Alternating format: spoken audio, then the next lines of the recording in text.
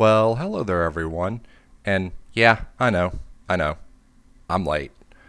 But as I keep seeing the numbers on my Werewolf the Apocalypse Earthblood video continue to rise and more comments roll in and all the attention that video is getting, I felt the need to go on ahead and make another video. But the thing is that nothing has really been going on in regards to Earthblood because it doesn't seem like I got a lot of attention relating to any other ideas that I had presented in my previous videos, so I'm just gonna go with mostly making the stuff I come out with Earthblood related. But again, there's pretty much nothing coming out on it. There's this neat little piece of concept art that I completely forgot to talk about that shows a werewolf fighting a alien's power loader, which could be an awesome boss fight or something. But other than that, the developers have gone pretty much radio silent again.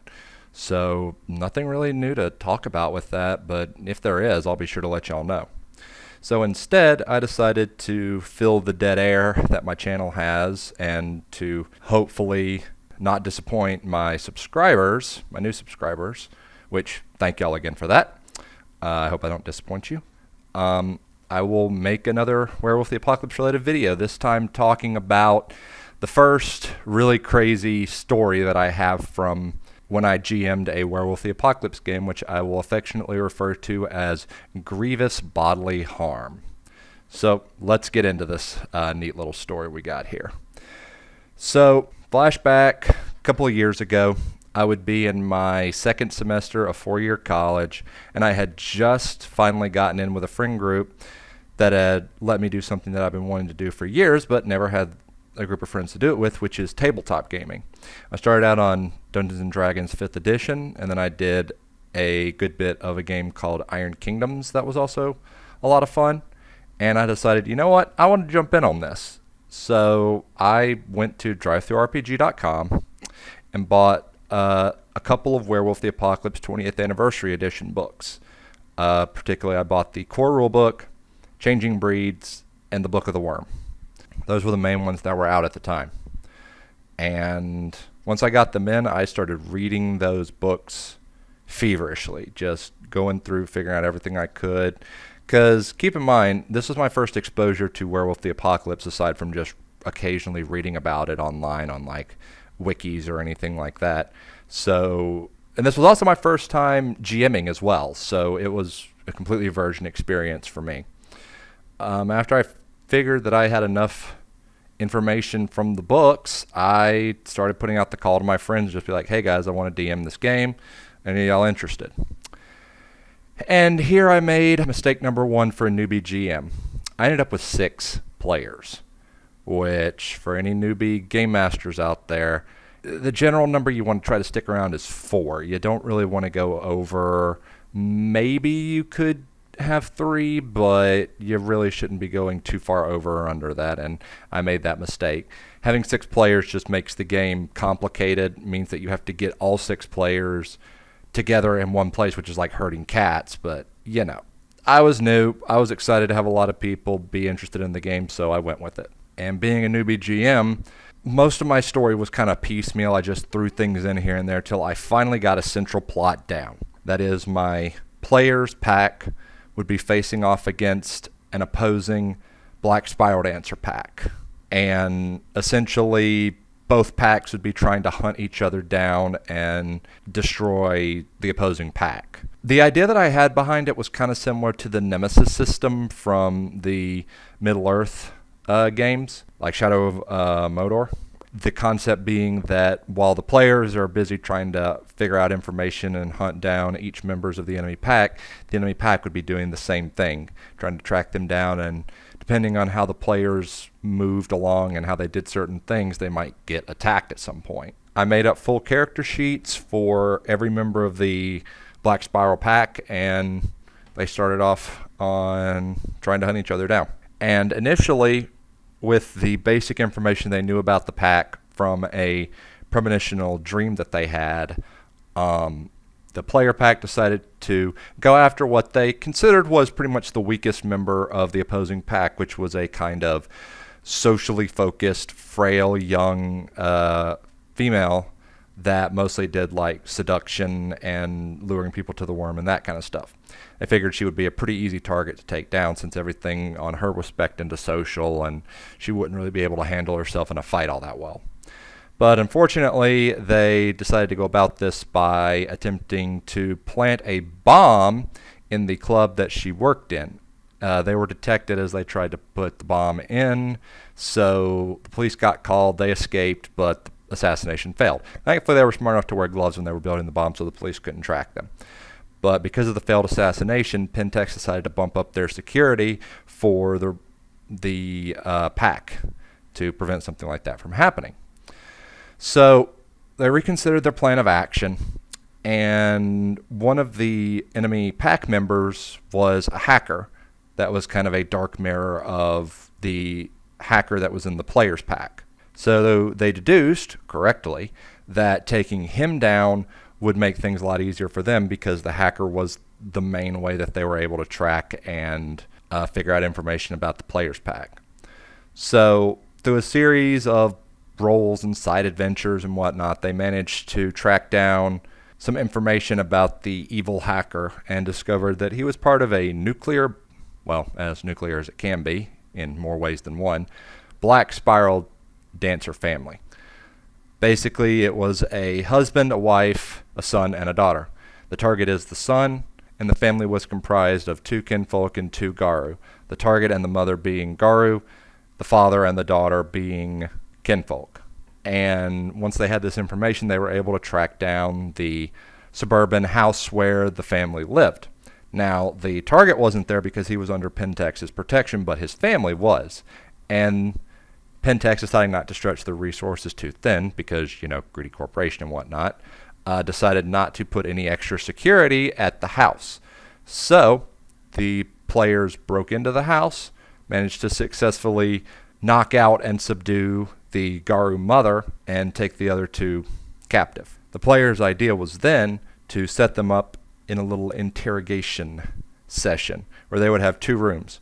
In one room, a couple of the players would be interrogating the human family members, the kinfolk, for information, and in the other room, the still unconscious Black Spiral Dancer mother would be tied up with the gunslinger character of the group sitting there waiting, because they figured that since she was Black Spiral Dancer, she wouldn't really be willing or able to give out much information. I would probably just immediately try to kill them.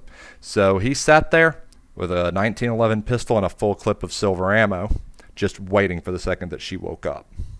And sure enough, while they were interrogating the rest of the family, the mother woke up, rolled to rage, started shifting into her Krynos form, so the gunslinger decided to double tap her in the brain with the silver ammo, which instantly put her down.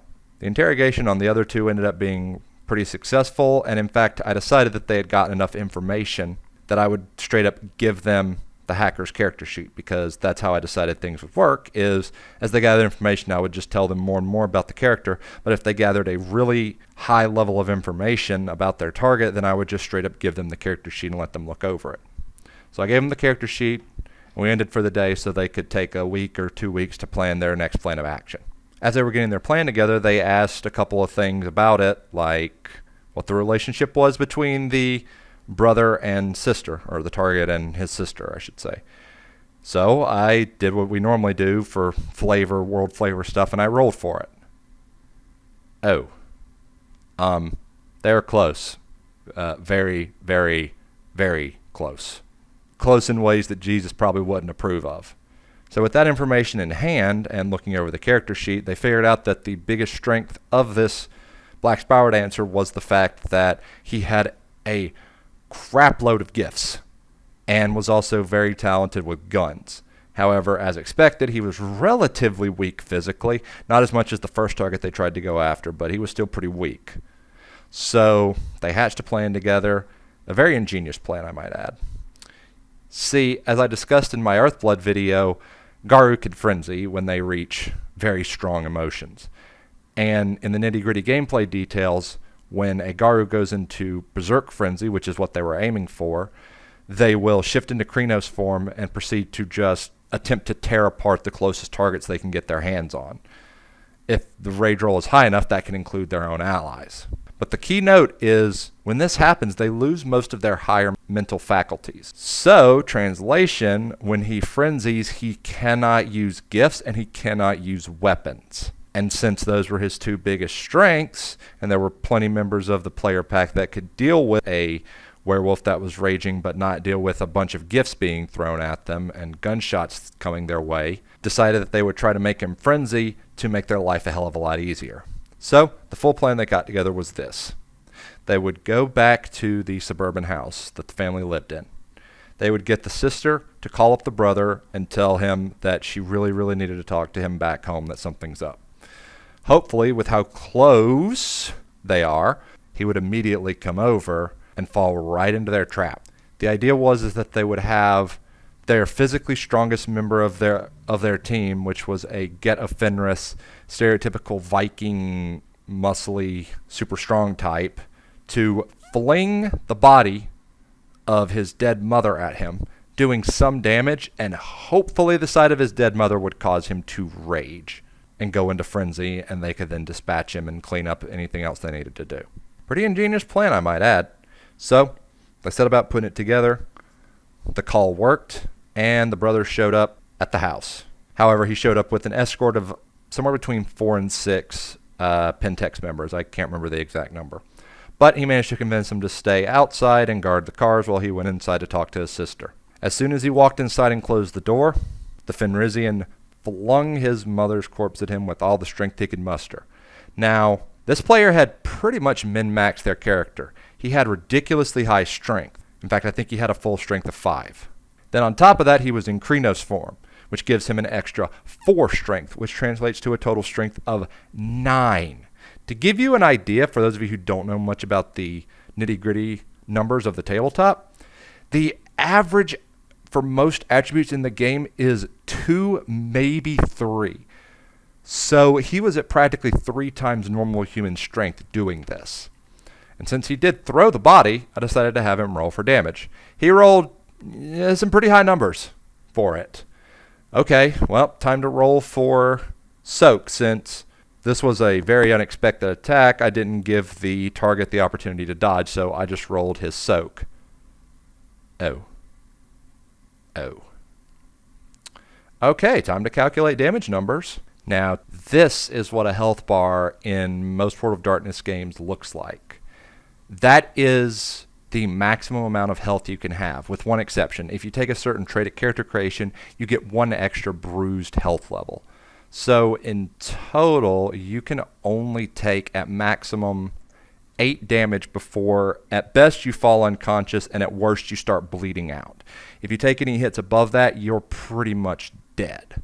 And sure enough, the throw and the fact that the target completely failed their soak roll to reduce the damage, after all, the Kevlar vest he's wearing isn't going to do jack if he gets hit by a body going like 30 miles an hour, ended up in him going from completely and utterly healthy to incapacitated with bashing damage in 1 hit. So he immediately fell unconscious.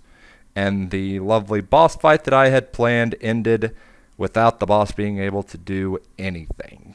So to finish him off, the Fenrisian came over, pulled a Sub-Zero on his ass, and then decided, just for kicks and giggles, to run outside the front door using the spinal cord that he just ripped out of the boss as a weapon against the Pentex bodyguards that were outside, which successfully managed to intimidate around half or a little bit over of them into shitting their pants in fear. And I think he even managed to heavily damage, if not kill, one of them using the spine as a whip, although he then got shot in the back with a silver bullet and ended up incapacitated.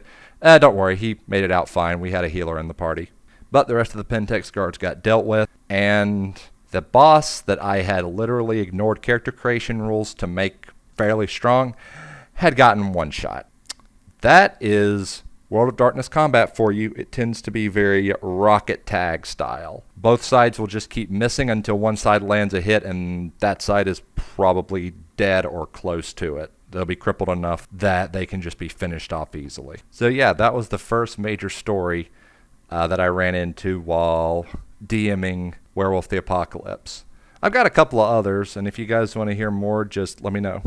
Again, I'll be around, and since Werewolf the Apocalypse seems to be the major thing that everybody is interested in seeing.